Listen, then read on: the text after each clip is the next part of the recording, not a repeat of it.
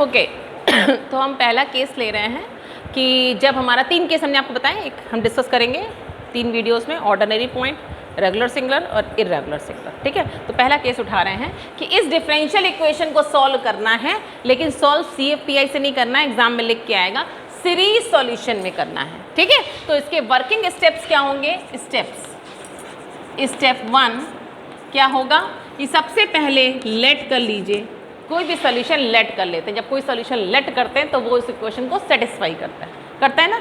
सबसे पहले तो आप एक काम करेंगे कि ये इसका ऑर्डिनरी पॉइंट है कि नहीं चेक करने के लिए फाइंड P एंड Q, क्योंकि हमने सबसे पहला केस लिया है, वो क्या लिया है? ऑर्डिनरी पॉइंट का, ये केस 1। ठीक है, तो ऑर्डिनरी P एंड Q जब तुमने फाइंड कर लिया, स्टेप्स, फिर क्या करोगे? चेक एट x बराबर जो भी दिया होगा, क्वेश्चन में दे रखा होगा, P and Q are analytic. ठीक, then x is equal to x naught को क्या बोल देंगे? इज कॉल्ड, क्या बोलेंगे? Ordinary point. और जब ये ऑर्डिनरी पॉइंट हो जाएगा तो हम लोग क्या करेंगे? Let y is equal to summation a m x की power m goes to 0 to infinite is the solution of 1। Okay, जब ये सॉल्यूशन हो जाएगा तो क्या निकालोगे? dy बाई dx और d2y बाई dx को फाइंड करोगे and then put y double dash in 1। हो गया, 1 में पुट कर दोगे इसको। ठीक, और जब 1 में पुट कर दोगे तो क्या मिलेगा तुमको? Find constants a0 a1 a2 in find a0 a1 a2 in terms of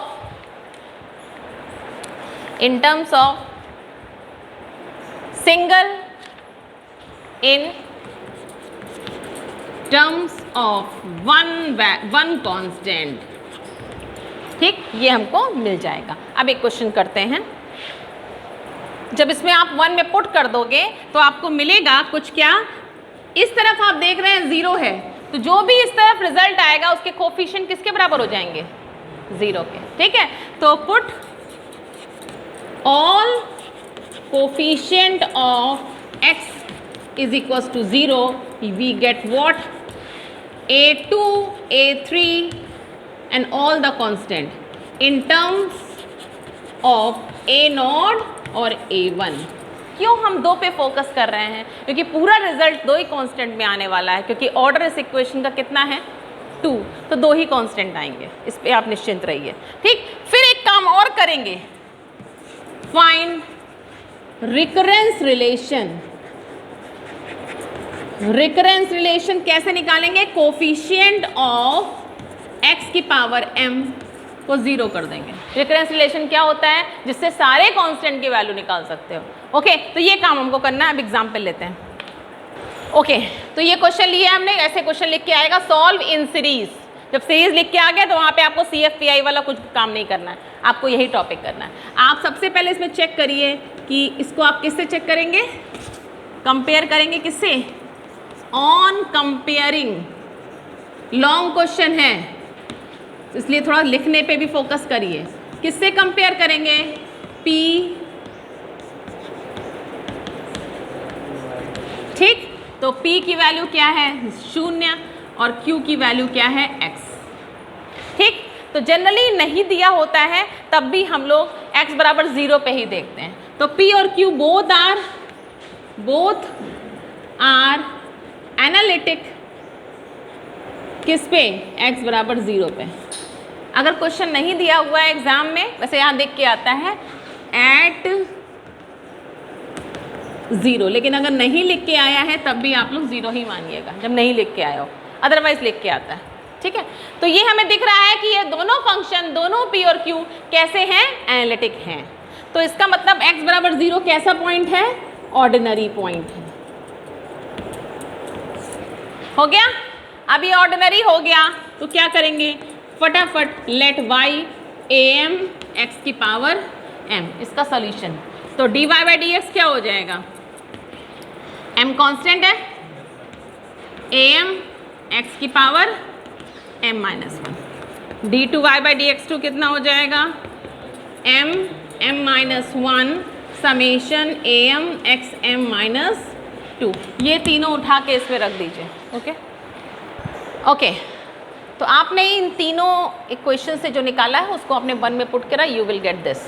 अब एक बात समझिएगा, ठीक है, आप ये देखिए यहाँ आपको m बराबर स्टार्ट करना है, यहाँ हमको m is equal to start करना है। यहाँ देखिए m को अगर आप 0, भाई हमको स्टार्टिंग से देखिए तो आपने किससे स्टार्ट किया था, 0 से स्टार्ट किया था ना, तो लॉजिकली आपको 0 से स्टार्ट करना चाहिए था। लेकिन ध्यान दीजिए जब आप m को यहाँ 0 देंगे तो ये पावर x की पावर -2 आएगी, जो कि पावर सीरीज में नहीं होती है। पावर सीरीज में हमेशा पावर्स जो होती हैं पॉलिनोमियल में हमेशा पॉजिटिव होती हैं, फ्रैक्शन नहीं होती और निगेटिव नहीं होती। ओके, इसका मतलब m बराबर 0 नहीं हो सकता, नहीं सकता, m बराबर 1 भी नहीं हो सकता, m should be started from 2। Got it, समझ में आ गई बात, ठीक। यही मुझे समझाना था आपको कि ये आपको समझ में आना चाहिए। बुक्स में वगैरह में और जगह आप देखेंगे तो उन्होंने क्या करा है, पूरा को एक्सप्लेन किया, पूरे को खोल दिया है, लेकिन मैं नहीं मानती वो उचित है। अब देखिएगा, अब आपको स्मार्टली काम करना है, स्मार्टली, ठीक। जब आप इसको m बराबर 2 दोगे तो पहली पावर कितनी आएगी, x की पावर 0 आएगी ना, आएगी ना। यहाँ से x की पावर 0 नहीं आ सकता, क्यों, जब आप m को 2 से स्टार्ट करोगे तो यहाँ से तो x की पावर 2 ही से स्टार्ट होगा ना। तो अगर ध्यान दीजिए इस साइड में x की पावर 0 का कोफिशिएंट कितना है, कितना है x की पावर 0 का कोफिशिएंट बताइए। 2 रखोगे तो 2 1 और यहाँ देखिए तो a2 आएगा, तभी तो x की पावर 0 आएगा। बताइए इस पूरे एक्सप्रेशन में यही तो होगा कोफिशिएंट ऑफ, मतलब कि अगर हमने आपसे कहा कोफिशिएंट ऑफ x की पावर 0 तो क्या यही तो आएगा। x की पावर 0 कैसे मिलेगा, 2 रखोगे तो 2.1 a2, यही होगा। इससे x की पावर 0 नहीं मिलेगा। इस साइड में कितना है, सारे कोफिशिएंट कितने हैं, 0, तो इसकी वैल्यू 0 हो गई, यस और नो, तो a2 आ गया 0। गॉट इट, बात समझ आ रही है। आप इसको ओपन करके तब भी निकाल सकते थे कि a2 बराबर 0, लेकिन हमने स्मार्टली कर दिया, ठीक। आगे बढ़ते हैं, a2 बराबर 0 आ गया। अब जरा अब धीरे धीरे बढ़ो, अब कोफिशिएंट ऑफ x की पावर 0 हो गया, कोफिशिएंट ऑफ x की पावर 1 बताओ जरा हमको। x की पावर 1, दिमाग लगाओ, x की पावर 1 जब 3 रखोगे, m को 3 रखोगे तो यहाँ से क्या आएगा 3.2 और a3 आएगा ना। समेशन हम हटा रहे हैं, क्यों हटा रहे हैं, क्योंकि जब खोलोगे तो यही तो होगा, तब समेशन कहाँ होगा, यस और नो। x की पावर 1 यहाँ से मिल सकता है, नहीं मिल सकता, तो a3 बराबर क्या आ गया 0। है स्मार्ट वर्क, है कि नहीं, है ना। a3 बराबर 0 आ गया, a2 बराबर 0 आ गया। अब हम कहानी पढ़ते हैं आगे, कोफिशिएंट ऑफ x2। जरा ध्यान दीजिएगा, x की पावर 2 का कोफिशिएंट कैसे आ सकता है, जब m को 4 दो, m को 4 दीजिए तो 4 3 a4। अब जरा ध्यान दीजिए, क्या यहाँ से x की पावर 2 का कोफिशिएंट आ सकता है, यस आ सकता है, जब m को 2 रखेंगे, मतलब कि a2 हो गया। कहीं खोलने की जरूरत पड़ी इक्वेशन को, नहीं, बिना खोले स्मार्ट वर्क हो गया। ओके, तो यहां से देखिए तो a4 की वैल्यू आ रही है माइनस का a2 अपॉन माइनस का a2 अपॉन 4.3। गॉट इट, ये आ गई। अच्छा, अब देखिए a3 की वैल्यू क्या आएगी। अच्छा, a2 की वैल्यू, अच्छा देखिए a2 ये आ रहा है m को 2 रखने में, और a2 की वैल्यू क्या है 0, तो ये देखिए 0 आ जाएगा, ठीक। घबराने की कोई ज़रूरत नहीं है। अब फटाफट हमको बताइए कोफिशिएंट ऑफ x3। x3 का कोफिशिएंट कैसे मिलेगा? जब m को क्या रखोगे? 5, तो 5 इंटू 4, ठीक, और a5 इज इक्वल टू, अच्छा ध्यान नहीं दिया आप लोगों ने, या हमने भी नहीं ध्यान दिया, यहाँ x लिखा था, उसको x की पावर m+1 करना चाहिए था, एक x बाहर रह गया था ना, कोई दिक्कत नहीं, इसकी सेहत पे कोई असर नहीं पड़ेगा। आगे बढ़ते हैं हम लोग, यहाँ पे थोड़ा सेहत पे असर पड़ेगा, कोफिशिएंट ऑफ x², ध्यान दीजिएगा, x² का कोफिशिएंट, इसमें आपने m को कितना रखा था? 2, यहाँ पे m को 3, अब m को रखना है, x² का कोफिशिएंट कैसे मिलेगा? जब m को कितना रखो?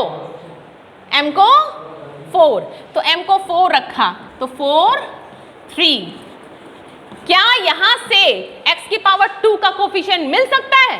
हाँ मिल सकता है, कैसे? m को कितना रख दो? 1, क्योंकि जब एक्सप्रेशन खुलेगा तो सारे कोफिशिएंट बटोरते हैं ना, आप तो अपनी आसानी के लिए काम कर रहे हो कि एक्सप्रेशन को ओपन नहीं कर रहे हो, माइंड गेम खेल रहे हो, ठीक, तो जब आप ओपन करोगे और m बराबर कितना, लेकिन m बराबर क्या 1 हो सकता है? हो सकता है, यही पे बात है, क्योंकि ये 2 टर्म हैं आपके, ठीक है, तो यहाँ पे आप इसमें m बराबर 1 से स्टार्ट कर सकते हो, ठीक है, m बराबर 2 हमने इसीलिए लिख रहे थे हिस्टोग्राम लिखने में, क्योंकि m बराबर 2 यहाँ से स्टार्ट नहीं होगा, लेकिन इस एक्सप्रेशन में तो होगा ना, लेकिन इसमें घबराने की जरूरत नहीं है कि मैम आपने फिर m बराबर 0 स्टार्ट नहीं किया था, तो आप करके देख लीजिए, हमको एक m बराबर, जब आप नॉट 0, जब आप कोफिशिएंट देखोगे तो लीस्ट कोफिशिएंट से तो स्टार्टिंग करते हो, कांस्टेंट कोफिशिएंट से ही स्टार्टिंग करते हो ना, नेगेटिव कोफिशिएंट तो नहीं जाते हो, ठीक है, तो देखो खुद पूछो अपने मन से, x बराबर 0 का कोफिशिएंट चाहिए, तो वो यहाँ पे ही तो आएगा, यहाँ से आ ही नहीं सकता, चाहे जैसा भी कर लो, क्यों? m को नेगेटिव नहीं दे सकते हो, जब m -1 नहीं हो सकता तो s की पावर 0 में इसका कोई रोल नहीं, गॉट इट? तो x बराबर 1 का कोफिशिएंट कैसे आ सकता था? s की पावर 1 का कोफिशिएंट, s की पावर 1 का, तो यहाँ से तो मिल सकता था, m बराबर क्या रखा? 3, यहाँ से भी मिल सकता था, कैसे? x की पावर 1 का, m को क्या रख देते? 0, तो ये देखिए ये इफेक्ट पड़ेगा, m को 0 रख दीजिए, m को 0 रखा तो ये आ गया आपका, ये देखो m को 0 रखोगे मिल जाएगा, ये गलती इसलिए हो रही थी क्योंकि यहाँ पे x रह गया था, ठीक है, कोई दिक्कत नहीं, इज इक्वल टू 0, तो a3 की वैल्यू आ गई क्या? माइनस का a0 upon 3.2, got it? a3 की ये वैल्यू आ गई, ठीक। अब देखिए x की पावर 2 का कोफिशिएंट, x की पावर 2 का, देखिए इंक्रीजिंग बढ़ रहे हैं, x की पावर 2 का कैसे मिल सकता है? m को 4 रखने में, ठीक, तो आप लोग इसको ऐसे भी लिख सकते हो, इसको 1 टर्म मान लो, इसको 1 टर्म मानो, इसको सेकेंड टर्म मानो, ठीक है, तो कैसे कर सकते हो? इसको कैसे करा आपने? m को 3 रखा फर्स्ट में और m को क्या रखा? 0 रखा सेकेंड में, गॉट इट?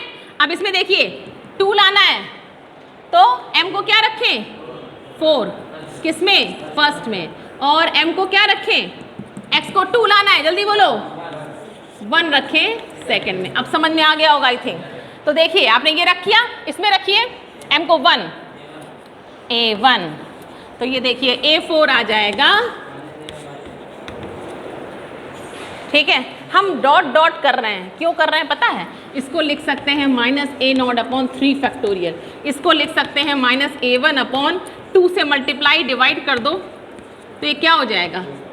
4 फैक्टोरियल। तो एक सिंक्रोनाइजेशन बन रहा हो, जरा ध्यान दो आप कि सारी टर्म्स a0 और a1 के फॉर्म में आ रही हैं, आ रही नहीं आ रही हैं, ठीक है।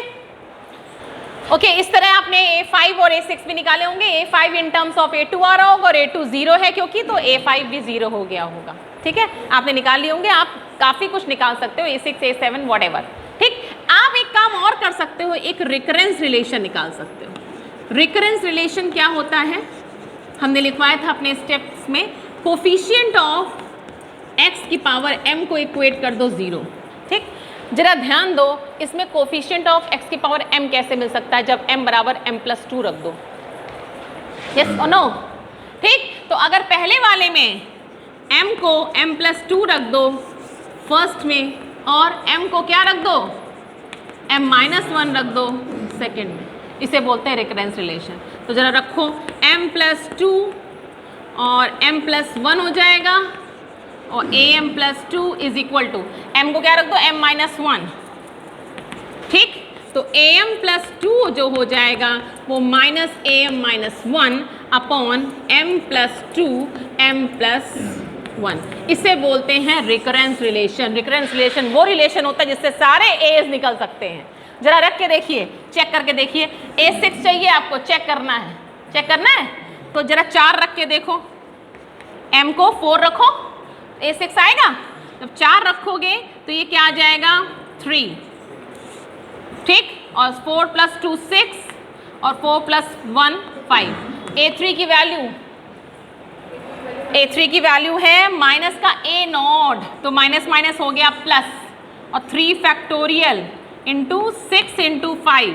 जरा सॉल्व कर लो इसको, 4 का मल्टीप्लाई डिवाइड करना पड़ेगा, आ गया, ठीक। तो ये क्या आ गया, सेम आ गया कि नहीं आ गया, इसे कहते हैं रिकरेंस रिलेशन। नीड पड़े तो करिए, अदरवाइज आपने इतने निकाल लिए हैं, ठीक, लेकिन निकाल लीजिए, एग्जामिनर को इम्पैक्ट पड़ता है। कुछ ज़्यादा खास नहीं करना, आपको क्या करना है, कोफिशिएंट ऑफ x की पावर m को इक्वेट 0। अब m कैसे मिल सकता है, m यहाँ पे कैसे मिल सकता है, जब m को m+2 रख दो। इसमें कैसे मिल सकता है, जब m को m-1 रख दो। Got it. अब ये सारे आपके आ गए, अब आप इसका सोल्यूशन कैसे लिखोगे, ओके। तो जो आपने रिकरेंस रिलेशन निकाला उसका देखिए यूज क्या है, 6 तक तो आप निकाल ही चुके हो। अब अगर ध्यान दीजिए m को आप 5 रख दें तो 5 + 2 7, तो इसीलिए हमने लिख दिया इसमें 5 6 7 रख दो। तो जरा रखो मेरे साथ में A7 कितना आ जाएगा, A6 रख रहे हो ना, तो 5 रख रहे हो तो 5 - 1 A4 अपॉन क्या रख रहे हो भाई, 5 7 एंड 7 + 1 8।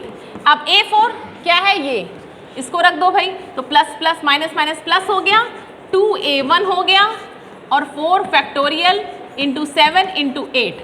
किसकी कमी है, ओके।